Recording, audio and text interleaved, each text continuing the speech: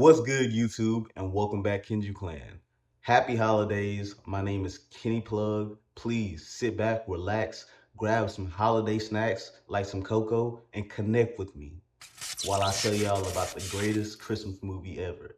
Now, listen, not to throw shade on Polar Express or any movie like that. I'm not even gonna hate on Polar Express or downplay it. But Polar Express is a long movie. Like NBA YoungBoy could get out of jail and go back in, and I'm still watching the movie. That's how long it is. And what does NBA YoungBoy have to do with Christmas or this movie? We'll get into the slimes later. But this movie right here is only 51 minutes long. Less than an hour of your time. And trust me, it's underrated and it's good. But it starts with a kid named Jake Spankenheimer. And I know what y'all thinking. Spankenheimer is a crazy last name. What was your ancestors doing to get that type of last name? Like, was your caveman ancestors doing butt stuff or something? Like, Spankenheimer sounds like a Jew sex move or something. But anyway, that's besides the point. It starts out with Jack and his grandma. His grandma owns a little Christmas store, and she be giving the people a break. She be letting the people pay for stuff later, and she's just a good person, a good, wholesome person, and she's also a gift.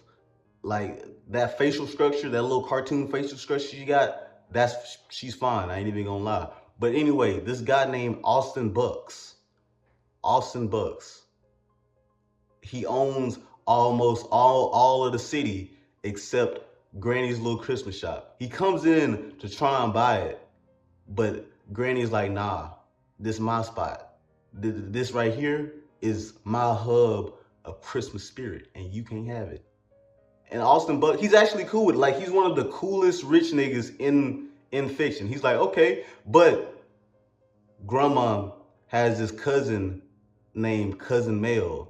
And Cousin Mel, this is where I learned that pretty girls have the most evilest souls. Shout out to Juice WRLD, but I learned it here first.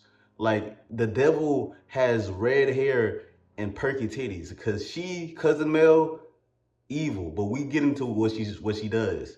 She's like, no, grandma, we need to sell it so we can all be rich, so I could be rich, so I can go to Hawaii and get all type of jewels and pearls. Clearly gold digging, but then she gonna try and downplay it, like, oh, and for Jake, for his college and stuff like that, trying to downplay, but you was clearly being a gold digging ass bitch, but you trying to downplay it like that. But grandma, she like, nah, we ain't gonna sell it. It's mine. And the Christmas spirit is here because Lord knows no other company is letting somebody take something out the store and pay for it later. So yeah. But anyway, Mel, she sets up a plan. She actually put some poison into the ingredients that grandma makes for her fruitcakes. She makes Christmas fruitcakes, and it's actually a hard Christmas fruitcake. And I'm not talking about like a tough Christmas gay guy. Like, it's actually a fruitcake. No jokes. But she put some poison in there, and that poison actually ended up being reindeer food. So grandma actually had to go out back to the store from her house, from her family Christmas. See, this was a nice little Caucasian Christmas. The parents there, the grandparents there. Let me get into the grandpa. The grandpa is dumb as hell and does not care about his wife because he let her leave out in the middle of the night without going with her. All he said was, don't go. She's like, nah, I left my medication, so I have to go. And then bro, you're not gonna go with her? And then she ended up getting ran over by a reindeer. And Santa Claus, instead of taking her to the hospital or taking her back into the house, this nigga leaves a note and flies her to the North Pole and keeps her there for a year. Like, this Santa Claus is actually kind of wild. But Jake, he actually saw it. He saw Santa Claus hit his grandma. So what he does is he calls the police, or gets his family to call. Like, you know how, like, a kid can say, yeah, grandma got ran over by a reindeer, and of course nobody gonna believe it. So he had to do all this intricate stuff just to get a police report. And these police come over with Fargo accents. And I want to say women from Fargo have the sexiest accents. And Yeah. yeah, basically the police get the report and grandma don't come up.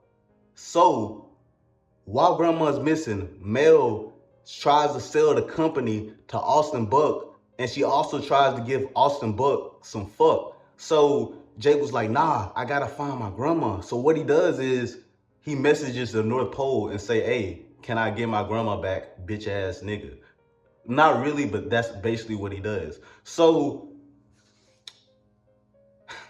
an elf comes and takes him to the North Pole where he meets his grandma, and his grandma has amnesia. She don't remember him. So he takes his grandma back to Austin Buck, but for some stupid ass reason, Santa Claus and Jack went in and left grandma on the sleigh in September with nobody watching them. And so Mel and her lawyer, guess what her lawyer's name is? Slime.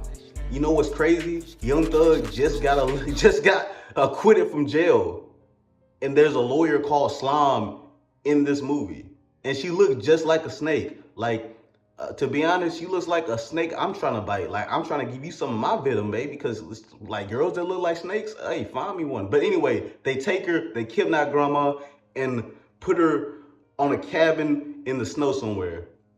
So basically, what Jake has to do, he has to find his grandma again. And while he's trying to find out where his grandma is, Mel is cocking up a plan to motherfucking sue Santa Claus. What an evil bitch. And on top of that, she convinced Grandpa to sign over the store to her so she can sell it to Austin Buck and get some fuck. Grandpa is stupid as fuck and he doesn't care. Like, he was literally, he saw his wife get ran over too, because Jake was like, Grandpa saw it when his parents weren't believing it. Grandpa was like, yeah, I saw my wife. She was like, the reindeer hit the fuck out of her. It was stomping all over my bitch. I just said, wow, I'm not going out there because I don't really give a fuck. Like, why? Like, you didn't do nothing about that. But anyway, so Jack was able to find his grandma, and fast forward, they got Santa Claus in court, but Jake was able to get his grandma into court, clear Santa's name, and have a happy ending. Except grandma's stupid ass got some of that fruitcake that had the deer dope in there, opened it again, and got ran over again, and that's the end of the movie. And you not only have to watch this movie, you have to listen to this movie, because this movie got some... Grandma got ran over by a reindeer on her way home from Christmas Eve. Or this banger right here. Grandma spending Christmas with a superstar.